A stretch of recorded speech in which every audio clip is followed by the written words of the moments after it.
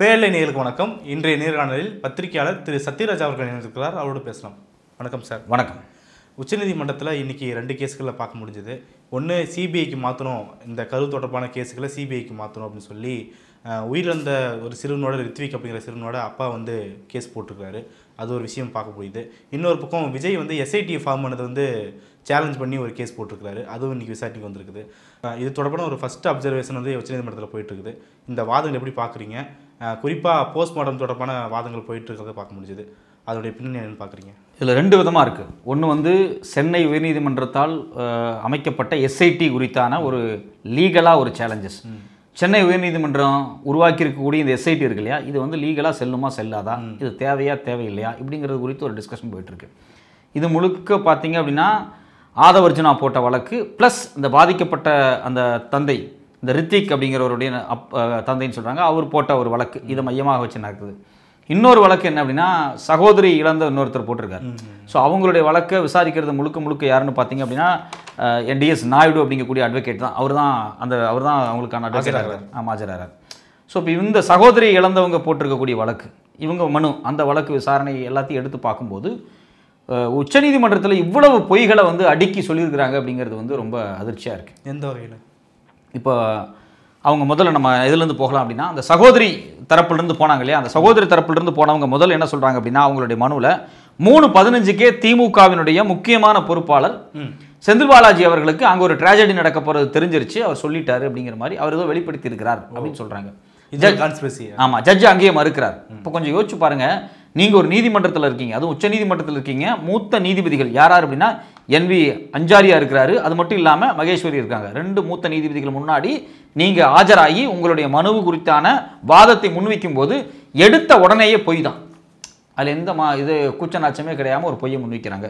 2வது முக்கியமான விஷயம் என்ன அப்படின்னா, சமூக விரோதிகள் உள்ளே வந்ததுனால தான் போலீஸ் தடியடி நடத்தினாங்க அப்படிங்கிறத சொல்கிறாரு. வீடியோ காட்சி ஆதாரங்களே இருக்குது. விஜய் வாகனம் உள்ளே வர்றதுக்கு இடையூறாக இருந்தவங்களை போலீஸ் கலைக்கிறாங்க. அதுவும் விஜய், அதுவும் என்ன காரணம் அப்படின்னா, விஜயை 500 மீட்டருக்கு முன்னாடியே நின்று நீங்கள் பேசுன்னு சொன்னப்ப விஜய் பேச மாட்டேன்ட்டார். நான் உள்ள அந்த கூட்டத்தை பிளந்துக்கிட்டு போய் அங்கே நின்று தான் பேசுவேன் அப்படின்னு சொல்லி ஆதவர்ஜுனா பேசுறாரு. ஸோ அப்போ இந்த வாதமே ஒரு மிக அடிப்படை இல்லாத ஒரு தப்பு. இன்னொரு பக்கம் போலீஸாருக்கு எந்த காயமே ஏற்படல, அப்போ பார்த்தீங்களா லத்தி சார்ஜ் பண்ணாங்க அப்படின்னு சொல்லி தான் பேசுகிறாங்களே. இப்போ நான் என்ன கேட்குறேன், இதுக்கு முன்னாடி உத்தரப்பிரதேசில் கும்பமேளா இன்சிடென்ட்டில் கிட்டத்தட்ட 150-200 பேருக்கு மேலே மோசமாக பாதிக்கப்பட்டு இறந்தாங்க, காயம்பட்டாங்க. ஒரு போலீஸ்காரங்க கூட பாதிக்கப்படலாம் அதில். அப்போ நீங்கள் அது திட்டமிட்டு போலீஸோட சதின்னு சொல்லிட முடியுமா? இப்படி ஒரு இன்சிடென்ட்ஸ் எடுத்து வைக்கலாம் மொத்தமாக. ஸோ விஷயம் என்ன அப்படின்னா, போலீஸ்காரர்கள் அவங்க அந்த விஜயனுடைய வாகனத்தை உள்ளே கொண்டு வருவதற்கான முயற்சிகள் அவங்க செஞ்சாங்க. அதுவும் ஏன் அப்படின்னா, ஆதவர்ஜுனா சொன்ன பேச்சை கேட்க மாட்டேன்ட்டாரு, அவர் அந்த வண்டியை கொண்டு தான் நிறுத்துவேன் அப்படின்னு தான் சொன்னார். இதுக்கு ஆதாரம் வேணும் அப்படின்னா விஜயனுடைய அந்த பேருந்து இருக்குது பார்த்தீங்களா, அந்த பஸ்ஸு, அதனுடைய CCTV காட்சிகளை செக் பண்ணாலே தெரிஞ்சிடும். ஸோ என்ன நடந்துச்சு அப்படிங்கிறது. ஸோ அதை இவங்க மறுக்கிறாங்க. 2வது முக்கியமான விஷயம், ஆம்புலன்ஸ் போச்சு, அதை செந்தில் பாலாஜி தான் உள்ள விட்டாரு. வாட்டர் பாட்டிலில் ஏன் செந்தில் பாலாஜி போட்டோ போட்டிருந்துச்சு, இது எல்லாம் கேட்குறாங்க. இதை விட மோசமான கேவலமான ஒரு வாதத்தை உச்சநீதிமன்றத்தில் இந்த தரப்பில் வைக்கிறாங்க. 30 பேர்த்தோட உடலை உடனே எப்படி நீங்கள் போஸ்ட்மார்ட்டம் பண்ணி காலையில் 4 மணிக்குள்ளே நீங்கள் தகனம் பண்ணிட்டீங்க, ஏன் தகனம் பண்ணீங்கன்னு கேட்குறாங்க. இவங்களுக்கு நீங்கள் விஷ வச்சு கொண்டீங்களான்னு ஏற்கனவே ஒரு ரூமர் இவங்க கிளப்புனாங்க. அதனோட ஒரு பைபாஸ் தான், டைரெக்டாக கோர்ட்டில் விஷ வச்சுட்டாங்கன்னு சொல்ல முடியாது. ஆனால் ஒரு கிரியேட் பண்ணுறது எதுக்கோ தெரியல, 4 பேர்த்த அதாவது 30 பேர்த்த 4 மணிக்குள்ளே எரிச்சிட்டாங்க அப்படிங்கிறது. ஆனால் 4 மணிக்குள்ளே எரிக்கல. அடுத்த நாள் காலையில் துணை முதல்வர் அவர்கள் அவங்க துபாயில் இருந்தாங்க, பார்த்து மாலை போகிற அளவுக்கு பாடி இருந்துச்சு, எல்லாம் இருந்துச்சு, வீட்டில் ஒப்படைக்கப்பட்டுச்சு. அதுக்கு பிறகு வீட்டில் இருக்கவங்க அதை தகனம் பண்ணாங்க. 2வது முக்கியமான விஷயம் என்னன்னா, இவங்க சொல்லக்கூடிய அடுத்த பொய் என்ன அப்படின்னா, அதிமுக கூட்டம் அங்கே மறுக்கப்பட்டுச்சு, எதுக்காக அந்த கூட்டத்தை எங்களுக்கு நடத்த அனுமதி கொடுத்தீங்க, அங்கே ஒருத்தருக்கு மறுத்துருக்கீங்க. அப்புறம் இப்போ நான் என்ன கேட்குறேன், இந்த ஒன்று போதும் இல்லை. எடப்பாடி பழனிசாமி பேசியிருக்காரு, அங்கே கூட்டம் நடந்ததுக்கான ஆதாரம் இருக்குது, 2 வாரமாக அதுதான் ஆதாரமாக பேசப்பட்டு இருக்கு. நான் என்ன கேட்குறேன், இவ்வளோ சாலிடான ஆதாரம் இருக்கக்கூடிய இந்த வாதத்தை இது ஒரு பொய்யாக எதுக்காக போய் உச்சநீதிமன்றத்தில் சொல்றாங்க? இந்த ஒன்றை வச்சு எல்லாத்தையும் அடித்து நொறுக்கி இருக்கலாம். என்னை பொறுத்த வரைக்கும் வில்சன் இன்னைக்கு அவர் கோர்ட்டில் சொன்னதே ரொம்ப முக்கியமான ஒரு வாதம் தான். அவர் என்ன சொல்றாரு அப்படின்னா, அந்த விபத்து நடந்த உடனேயே தமிழ்நாடு முதலமைச்சர் சீஃப் செக்ரட்டரி பேசுகிறாங்க. அது மட்டும் இல்லாமல் கரூர் டிஸ்ட்ரிக்ட் கலெக்டராக இருக்கட்டும், சுற்றி இருக்கக்கூடிய ஜோனல் ஹெட்டாக போலீஸ் ஹெட்டாக இருக்கக்கூடிய ஐஜிகிட்ட பேசுகிறாங்க. இமீடியட்டாக பார்த்தீங்க அப்படின்னா மெடிக்கல் டாஸ்க் ஃபோர்ஸ் இறக்கப்படுது. கிட்டத்தட்ட 220 டாக்டர்ஸ் இறக்கப்படுறாங்க. அது எப்படி அவ்வளோ பேர் அங்கே ஒரே மட்டும் கூடனாங்கன்னு கேட்குறாங்களே. விஜய் ரசிகர்கள் கூட முடியாதான்னு கேட்குறேன். விஜய் ரசிகர்கள் 3 மணி நேரம் 4 மணி நேரத்தில் மத்தியானம் 3 மணிக்கு மேலே அவ்வளோ ரசிகர்கள் வந்து இறங்கினால 4000 பேர் 5000 பேர் வரும்போது ஒரு கவர்மெண்ட் நினைச்சா, ஒரு கிரைசிஸ் மேனேஜ்மெண்ட் குரூப் நினைச்சா அவ்வளோ பேர்த்த உடனே இறக்க முடியாதானா? கண்டிப்பாக இறக்கலாம். அதாவது என்ன சொல்கிறேன்னா, கரூர், இப்போ காங்கயம், இந்த பக்கம் வந்து திருச்சிக்கு முன்னாடி குளித்தலை, எவ்வளவோ சுற்றியில் பெரிய பெரிய ஹாஸ்பிட்டல்ஸே இருக்குது. நீங்கள் ஃபோன் பண்ணி சொன்னீங்கன்னா அங்கே இருக்கக்கூடிய 15 டாக்டர் 20 டாக்டர் உடனே வாங்க, அங்கே விட்டுட்டு வாங்க, 2 பேர்த்த மட்டும் அங்கே நர்ஸை மட்டும் விட்டு மீதி வாங்கன்னா வந்துடுவாங்க. கரூருக்குள்ளே அசம்பிள் பண்ணிங்கனாவே 165 நர்ஸை ஈஸியாக கூப்பிட முடியும். ஸோ நர்ஸ் அப்படிங்கிறவங்கள வெளியே இருந்து அவுட் சோர்ஸ் பண்ணியிருக்க மாட்டாங்க. மற்ற டிஸ்ட்ரிக்ட்லேருந்து நர்ஸ் வந்து கரூருக்குள்ளே இருந்திருப்பாங்க. பிரைமரி ஹெல்த் சென்டரில் இருந்தவங்க, போனவங்க வந்து அங்கே வீட்டுக்கு போனவங்க எல்லாத்துக்கும் ஃபோன் அடிக்கப்பட்டிருக்கும். ஸோ இது ஏற்கனவே அந்த ஸ்ட்ரக்சர் இருக்குது. ஒரு கிரைசிஸ் நடந்துச்சு அப்படின்னா எமர்ஜென்சியாக டாக்டர்ஸை நர்ஸை இன்ஃபார்ம் பண்ணும்போது அவங்க அந்த இடத்துல அசம்பிள் ஆக முடியும். கண்டிப்பாக அதுக்கான பாசிபிலிட்டிஸ் இருக்குது. ஸோ ஆனால் இவங்க என்ன பண்ணுறாங்க அப்படின்னா, நான் என்ன கேட்குறேன், அவ்வளோ பேர் வந்து அந்த குழந்தைகளை உயிரை காப்பாற்றுறதுக்கு நெஞ்சில் வச்சு அடித்து ஊதி குழந்தைகளை காப்பாற்றிட்டு இருக்காங்க. ஆனால் நீ எல்லாம் எப்படி வந்த அப்படின்னு கேட்குறது வந்து எவ்வளோ அவமானகரமான விஷயம். நான் என்ன கேட்குறேன், மருத்துவர்கள் அந்த இடத்துல வரல அப்படின்னா போதிய மருத்துவர்கள் இல்லை அப்படின்னு சொல்லுவாங்க. மருத்துவர்கள் வந்தால் அது சதி கோட்பாடு. முதலமைச்சர் வரலை அப்படின்னா அவங்க பாருங்கள் உயிரை பெருசாக மதிக்கலை அப்படிம்பாங்க. முதலமைச்சர் வந்துட்டா சதி கோட்பாடு. ரொம்ப இவங்க என்ன சொல்கிறாங்க அப்படின்னா, திருச்சியிலிருந்து அன்பில் மகேஷ் அவர்கள் கரூருக்கு எப்படி வந்தாங்க அப்படின்னு கேட்குறாங்க. உடனே எப்படி வந்தார், 1 மணி நேரத்துக்குள்ள எப்படி வந்தார் அப்படின்னு கேட்குறாங்க. நான் என்ன கேட்குறேன், அடிப்படை அறிவே கிடையாது. திருச்சியிலிருந்து கரூருக்கு காரில் வந்தால் 1/2 மணி நேரத்தில் வந்துடலாம். பைபாஸ் போட்டிருக்காங்க, வந்துடலாம். 3/4 மணி நேரத்தில் பஸ்ஸில் வந்தாலே வந்துடலாம். ஸோ அப்போது எந்த விதமான அடிப்படையும் தெரியாமல் சோஷியல் மீடியாவில் என்னென்ன அவதூறுகள் இவங்க எழுதிக்கிட்டே இருந்தாங்களோ அதே அவதூறுகளை இன்றைக்கி உச்சநீதிமன்றத்தில் வச்சுருக்கிறாங்க. பொய்களை வச்சுருக்கிறாங்க, லிட்டரலாக பொய். இந்த பொய்கள் வந்து அடித்து நொறுக்கப்பட்டிருக்கு. வில்சன் அவர்கள் ரொம்ப தெளிவாக சொல்லிட்டாரு. அங்கே மெடிக்கல் டாஸ்க் ஃபோர்ஸ் எப்படி இறக்கப்பட்டுச்சு, எவ்வளோ வந்து மருத்துவர்கள் வந்தாங்க, எவ்வளோ நர்ஸ் வந்தாங்க, என்னென்ன ஒர்க் நடந்திருக்கு அப்படிங்கிறது குறித்து ரொம்ப தெளிவாக எழுதி சொல்லிட்டார். கோர்ட்லேயே வச்சு ஜட்ஜு முன்னாடியே பேசிட்டார். இதில் இன்னொரு முக்கியமான விஷயம் என்ன அப்படின்னா, போலீஸ் டிப்ளாய்ட் பண்ணதில் சிக்கல் இருக்குது அப்படின்லாம் பேசுகிறாங்க. அப்படிலாம் கிடையாது. ஆதாரத்தோடு கொடுக்குறாங்க. அட்டனன்ஸ் இருக்குது. 606 போலீஸ் உள்ளே இருந்திருக்காங்க. அது மட்டும் இல்லாமல் ஒரு எஸ்பி, ஒரு டிஎஸ்பி, 20 இன்ஸ்பெக்டர் எல்லாருமே உள்ளே இருந்திருக்கிறாங்க. இறந்து போனவர்கள் மேலே இவங்க கான்ஸ்பிரசி வைக்கிறாங்க. எப்படி வைக்கிறாங்க அப்படின்னா, அதுக்குள்ளே போஸ்ட்மார்ட்டம் பண்ணிட்டாங்க அப்படின்னு கோர்ட்டில் சொல்கிறீங்களே. 100 பேர் ஹாஸ்பிட்டலில் உடம்பு சரியில்லாமல் படுத்திருக்கான்ல, அவன் 2 நாள் 3 நாள் ஹாஸ்பிட்டலில் தான் இருந்தான். அவன் யாராவது கத்தியால் குத்தப்பட்டானா, இல்லை யாருக்காவது விஷ வச்சாங்களா, இல்லை என்ன காரணம் அவன் மயக்கம் போடுறது, எல்லாமே வந்து டீஹைட்ரேட் தான். தண்ணி இல்லை, காற்று இல்லை, நெரிசல், மிதி தெளிவாக தெரியுது. ஸோ அதன் அடிப்படையில் தான் நீங்கள் எதையும் ஆய்வு பண்ண முடியும். அப்போ உச்சநீதிமன்றத்தில் போய் கொஞ்சம் கூட எந்த விதமான அடிப்படையான பொறுப்புமே இல்லாமல் திரும்பவும் இவங்க போய் தான் பேசுகிறாங்க. ஏன் நம்ம விஜய் கட்சி மேலே இவ்வளோ கோவப்படுறோம், இவ்வளோ கடுப்பாகிறோம் அப்படின்னா, 41 பேர் செத்துருக்குறாங்க. நீங்கள் தார்மீக பொறுப்பு ஏற்கலை. நீங்கள் முழுக்க சோஷியல் மீடியாவில் பொய்யும் வதந்தியையும் பரப்பி இருக்கிறீங்க. இதை எல்லாத்தையும் தாண்டி இன்றைக்கி வந்து உச்சநீதிமன்றத்தில் விசாரணைக்கு வருது மனு, அங்கேயும் போய் நீங்கள் போய் சொல்கிறீங்க. இதுதான் நமக்கு ரொம்ப வேதனையாக இருக்குது. இதில் இன்னொரு விஷயம் என்னென்னா, இந்த ரித்விக் அப்படிங்கக்கூடிய பையனுடைய அப்பா, அவர் பேர் பன்னீர்செல்வம், அவங்க சார்பாக டிஎஸ் நாயுடு அப்படிங்கக்கூடிய சீனியர் அட்வொகேட் வந்து வாதாடுறாரு. அவங்க வைக்கக்கூடிய தரப்பு ரொம்ப முட்டாள்தனமான, முதல்ல அவர் பன்னீர்செல்வம் அவங்க அப்பா வாங்கிறதே பெரிய சந்தேகம். ஏன்னா ட்ரைப்ஸ் ஊடகம் வந்து மிக தெளிவாக கள ஆய்வு பண்ணி யார் இந்த பன்னீர்செல்வம், அது மட்டும் இல்லாமல் யார் இந்த ரித்விக் அப்பான்னு சொல்கிறாங்க இல்லையா, அவங்க அம்மா யார், எல்லாம் போய் வீட்டில் போய் வீடியோ பண்ணி வச்சுருக்காங்க. அந்த வீடியோ நீங்களும் பார்த்துருப்பீங்க, நானும் பார்த்தேன். கிட்டத்தட்ட 7-8 வருஷத்துக்கு முன்னாடியே மகனையும் மனைவியும் விட்டுட்டு ஓடிப்போன ஒரு ஆள். இப்போ வந்து கவர்மெண்ட்டில் 10 லட்சம் தர்றாங்க, விஜய் 20 லட்சம் தர்றாங்க, மற்ற கட்சிக்காரங்கெல்லாம் ஆளுக்கு 1,50,000 கொடுத்துக்கிட்டு இருக்காங்க. இந்த பணத்தை வசூல் பண்ணுறதுக்காகவே தேர்ந்தெடுத்து விஜய் கட்சி ஆட்களால் உருவாக்கப்பட்ட ஒரு போலியான மனிதர். முதல்ல மனு போட்டவருடைய பேக்ரவுண்டை வெரிஃபிகை பண்ணுமா இல்லையா? கோர்ட்டு இன்னைக்கு நேற்று அந்த ஆதாரம் வெளியே வந்திருக்கு. நேற்றுக்கு நைட்டு தான் பரவலாக போயிருக்கு. இன்னைக்கு உடனே கோர்ட்டில் சப்மிட் பண்ண முடியாத சூழல் ஏற்பட்டிருக்கும். அதனால் என்னை பொறுத்த வரைக்கும் என்ன அப்படின்னா, இந்த ஆதாரங்கள் இவங்க சொல்லக்கூடிய அவதூறுகளுக்கு எல்லாத்துக்குமே பிரமாண பத்திரம் தாக்கல் பண்ணும்போது ரொம்ப டீட்டெயிலாக கொடுத்துருவாங்க. ஒன்றும் புதுசாலாம் எழுதலாம் வேண்டியதில்லை. ஏற்கனவே நம்ம செக்ரட்டரியேட்டில் அமுதா ஐஏஎஸ் பிரசன்ட் பண்ண காப்பீஸாக இருக்கட்டும், இல்லை செந்தில் பாலாஜி அவர்கள் பிரசன்ட் பண்ண காப்பீஸாக இருக்கட்டும், மொத்தத்தையும் எடுத்து ஃபைல் பண்ணி கோர்ட்டில் கொடுத்தா போதும். இப்போ நமக்கு ஒரு பெரிய அட்வான்டேஜ் என்ன அப்படின்னா, விஜய் கட்சிக்காரங்க பறக்கக்கூடிய பொய் இருக்குது, அங்கே வந்து இப்படி பொய் பேசுவாங்கன்னு வில்சனை எதிர்பார்த்துக்க மாட்டார். இவனுங்க கோர்ட்டில் வந்து அங்கே வந்து வாதாடக்கூடிய ஒரு மூத்த வழக்கறிஞரை வச்சுங்க. மூத்த வழக்கறிஞர் வந்து ஜட்ஜு முன்னாடி எப்படி போய் பேசுவார் இப்படி அப்படின்னு எதிர்பார்த்துருக்க மாட்டார். ஏன்னா இவங்க அப்படி போய் பேசியிருக்க மாட்டாங்க. ரொம்ப இம்மெச்சூர்டாக, எந்த விதமான அறிவுமே இல்லாமல் இப்படிலாம் போய் பேச மாட்டாங்க. ஸோ இவங்க போய் பேசுறதை எதிர்பார்க்காம தான் திமுக தரப்பு போயிருந்திருக்கும். இப்போ என்ன பண்ணுவாங்க அப்படின்னா, சரி நீ இன்னும் இதே லோ குவாலிட்டிலாம் இருக்கியா, உன்னை எங்கே வச்சு அடிக்கணும் எங்களுக்கு தெரியும்னு சொல்லி எல்லா ஆதாரத்தையும் எடுத்து வச்சு நம்ம அமுதா ஐஏஎஸ் ப்ரிப்பேர் பண்ணது, அது மட்டும் இல்லாமல் செந்தில் பாலாஜி அவர்கள் ப்ரிப்பேர் பண்ணது எல்லாத்தையும் பிரமாண பத்திரமாக மொத்தமாக தாக்கல் பண்ணும்போது இவங்க வசமாக மாட்டுவாங்க. இவங்க மாற்றுறதுக்கு எல்லா விதமான வாய்ப்புகள் இருக்குது. இதில் ஒரு முக்கியமான விஷயம், அந்த பையன் சார்பாக அப்பான்னு சொல்லிட்டு ஒருத்தர் கேஸ் போட்டிருக்காரு இல்லையா, அவர் என்ன சொல்கிறாருன்னா, நான் கேஸ் போடுறதுக்கு முன்னாடி வேற ஒருத்தங்க கேஸ் போட்டதுனால தான் இது வந்து சிபிஐக்கு போகாமல் போயிடுச்சு, அதனால வந்து இதை ஏற்றுக்கூடாது, சிபிஐ திருப்பி இதை விசாரிக்கணும் அப்படிங்கிறாரு. இதுவே ஒரு முட்டாள்தனமான ஒரு வாதம். இவர் மனு போடல அப்படின்னா வேற யாரும் மனு போட முடியாதா? யார் வேணாலும் மனு போடலாம். ஒரு சம்பவம் நடந்திருக்கு அப்படிங்கும்போது கோர்ட்டே தன்னிச்சையாக எடுத்து விசாரிக்க முடியும், சோமோட்டாக விசாரிக்க முடியும். வேற யார் மனு போட்டாலும் அதை கோர்ட் வந்து ஏற்றுக்கலாம். பட் ஆனால் இங்கே வைக்கக்கூடிய வாதம் ஒரு முக்கியமான விஷயம் என்ன அப்படின்னா, இதில் ஒரு சின்ன விஷயம் என்னன்னா, இப்போ இது இன்சிடென்ட் கரூரில் நடந்திருக்கு. இது கரூர் உயர்நீதிமன்ற, சென்னை உயர்நீதிமன்றத்தினுடைய கிளையில் விசாரிக்கப்பட்டிருக்கு.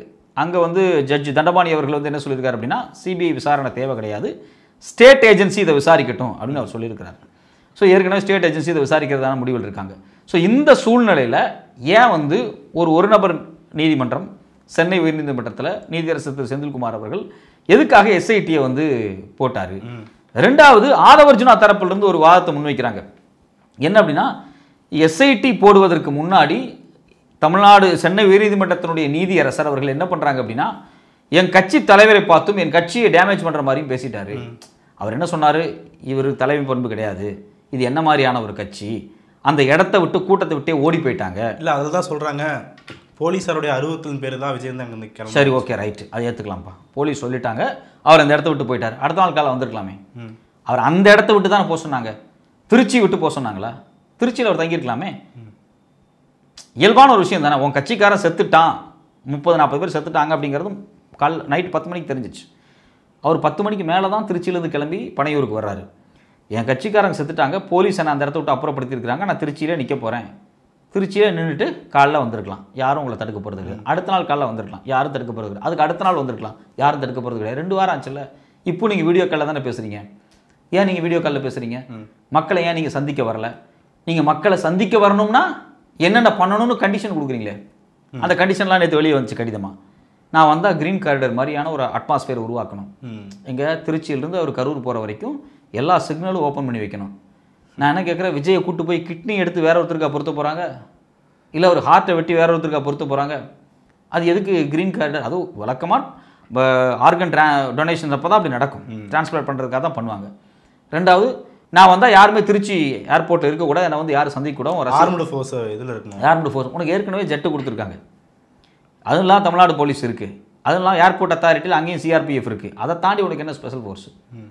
நான் வந்து மக்களை சந்திக்க வரும்போது 1 கிலோமீட்டர் சுற்றளவுக்கு எனக்கு பாதுகாப்பு இருக்கணும். இந்த வரவே வேண்டாம். நீ யார்கிட்ட இருந்து? தன்னுடைய ரசிகர்கள். கரூருக்கு நீ வந்து நீ என்ன, அப்போ இவர் என்ன பிளான் பண்ணுறாரு அப்படின்னா, விஜய் பனையூர்லேருந்து புறப்பட்டு விட்டார், விஜய் கரூர் வந்து திருச்சி வந்து விட்டார், விஜய் கரூர் வந்து விட்டார், இந்த செய்திகள் தினம் ஓடிக்கிட்டே இருக்கணும். ஆனால் விஜய்கிட்ட யாரும் கேள்வி கேட்டக்கூடாது. ரொம்ப மாஸ்டர் ஸ்ட்ராட்டஜி.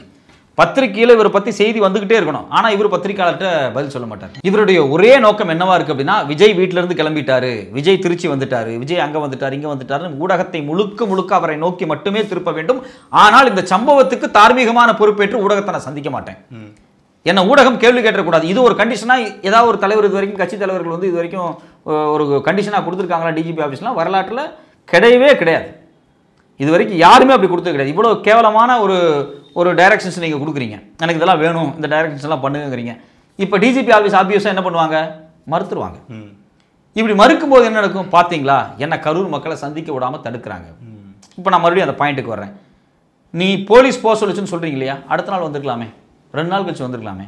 சரி உங்களை போக வேண்டாம் சொல்லிச்சு, ஏன் வந்து புஷி ஆனந்த் வரல, தலைமறைவாக இருக்காரு? ஏன் வந்து ஆதவர்ஜுனா தலைமறைவாக இருக்காரு? ஆதவர்ஜுனா அதுக்கு அடுத்த நாள் பேஸ்கெட் பால் விளையாட போகிறார், 1 நாள் கழிச்சு. அவரால் பேஸ்கெட் பால் விளையாட போக முடியும், ஆனால் அவரால் வந்து கரூர் மக்களை சந்திக்க முடியாது. சிடி நிர்மல்குமார் வரலாமே, ஜான் ஆரோக்கியசாமி வரலாமே, அருண்ராஜ் வரலாமே, குறைந்தபட்சம் லோயலாமணி போய் பார்த்துருக்கலாம்ல, ஏன் பார்க்கல? இந்த இன்னொரு யூடியூபர் இருக்காரு, அவர் போய் பார்த்துருக்கலாமே. அவர் இப்போ தான் பேச ஆரம்பிக்கிறார் ட்விட்டரில். ஏன்னா தீபாவளி வரப்போது, பட்டிமன்றத்துக்கு 4 கூப்பிடுவாங்க, காசு வேணும் அப்படிங்கிறக்காக அவர் பேச ஆரம்பிக்கிறாரு. ஸோ அப்போ பார்த்தீங்கன்னா யாருமே போகலை. இங்கே விஜய் போகலை, விஜய் ஓடி போயிட்டார் அப்படிங்கிறது மட்டும் சொல்லு, மொத்த கட்சி ஓடி போயிடுச்சு. அதை தான் ஜட்ஜு சொல்கிறாரு. உனக்கே அவ்வளோ கோவம் வருது? ஓடி போனது உண்மை தானே? போலீஸ் சொல்லிச்சு அடுத்த நாள் வந்திருக்க வேண்டியதான், உன் கட்சிக்காரன் ஏன் வரல? அப்போ போலீஸ் உன்னை ஓடி போன்னு சொல்லிச்சு அப்படின்னா நீ போயிடுவே அப்படின்னா, அப்போ நீ யாரு? நீ என்ன கட்சி தலைவர்?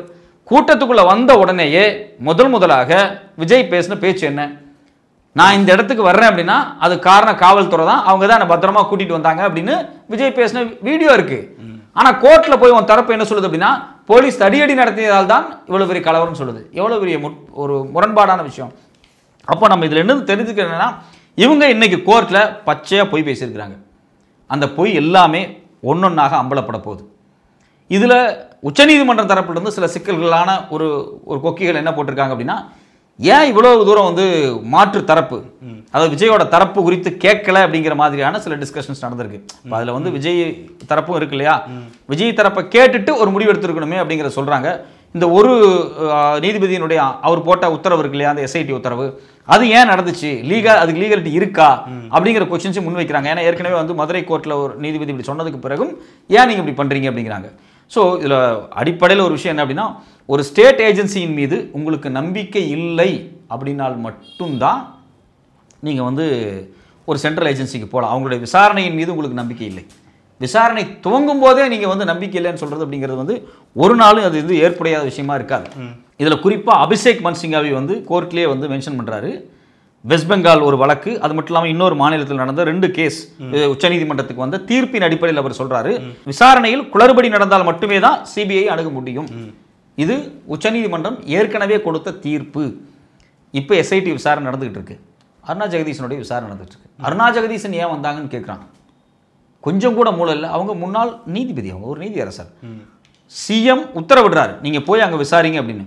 அவங்க அடுத்த நாளே வந்து விசாரிக்கிறாங்க. அடுத்த நாள் ஏன் வந்து விசாரிச்சாங்க அப்படின்னு கான்ஸ்பிரசி கிளப்புறாங்க. ஒரு வாரம் கழிச்சு வந்தா ஆதாரமெல்லாம் அழிஞ்சு போயிருக்குமே, ஒரு வாரம் கழிச்சு நீதியரசர் வந்து விசாரணை பண்ணி என்ன பிரயோஜனம் அப்படின்னு கேட்பாங்க. அந்தனைக்கே வந்தா கான்ஸ்பிரசியா பார்க்குறாங்க. சிஎம் அந்தனைக்கே போனால் எப்படி உடனே வந்தாருன்னு கேட்குறாங்க. ஒரு 4 நாள் கழிச்சு போனால் 41 உயிர் செத்து இருக்கு, 4 நாளாக வரலாம்பாங்க. ஸோ இப்போ இந்த முரண்பாடான கேள்விகள் இருக்கு இல்லையா, எதிர்கொள்ள வேண்டிய இடத்துல அரசுக்கு ஒரு நெருக்கடி கொடுத்துக்கிட்டே இருக்காங்க. இன்னைக்கு நடந்துட்டு இருக்கக்கூடிய ப்ரொபகேண்டா என்ன அப்படின்னா ஏதோ உச்சநீதிமன்றத்தில் வந்து தமிழ்நாடு அரசு தோத்தே போச்சு, அவங்களால எந்த வாதத்தையும் முன்வைக்க முடியல அப்படிங்கிற மாதிரியான ஒரு ப்ரொஜெக்ஷன் தான் போயிருக்கு. இன்னைக்கு கோர்ட்டில் நடந்தது என்ன அப்படின்னா 2 பேருமே வந்து வாதத்தை முன்வைக்கிறாங்க. அதாவது விஜய் தாவேகா தரப்புலையும் சரி, ஆதவர்ஜுனா தரப்புலையும் சரி, பாதிக்கப்பட்டவர்கள் போட்ட மனுவிலையும் சரி வைக்கிறாங்க. அதே மாதிரி தமிழ்நாடு அரசு சார்பாக அபிஷேக் மனு சிங்காவியாக இருக்கட்டும், இல்லை இவர் நம்மளுடைய வில்சன் அவர்களாக இருக்கட்டும், இன்னொரு மூத்த வழக்கறிஞர் முகுல் ரோஸ்கியா இருக்கட்டும், இவங்க 3 பேருமே ஸ்ட்ராங்கான ஆர்குமெண்ட்ஸ் வச்சிருக்காங்க. 2யுமே கோர்ட் கேட்டிருக்கு, அவ்வளோதான். பிரமாண பத்திரம் தாக்கல் பண்ண சொல்லியிருக்கு. இப்போதான் அவங்க மாட்டுவாங்க. ஏன்னா இவங்களுக்கு வந்து திமுகவினுடைய லீகல் விங்கை பற்றி தெரியல. எனக்கு தெரிஞ்சு திமுகவினுடைய லீகல் விங்கு இன்னைக்கு இது ஒன்று நம்மகிட்ட இவ்வளோ ஆதாரம் இருக்கே அப்படின்னு கேஷுவலாக கூட இன்னைக்கு கோர்ட்டுக்கு போயிருக்கலாம். ஆனால் இவங்க இப்படியெல்லாம் பொய் பேசுவாங்க அப்படின்னு தெரியாதுல்ல. அதனால கண்டிப்பாக அவங்க டாக்குமெண்ட்டை வந்து ஏற்கனவே ப்ரிப்பேர் பண்ணதை கொண்டு சப்மிட் பண்ணும்போது இவங்க வசமாக மாட்டி ஒன்றும் இல்லாமல் அடிபடுவாங்க. ஓகே சார், எப்படி போகுதுன்றதை பொறுத்து வந்து பார்க்கலாம். நிறைய விஷயம் பதினி சார். நன்றி.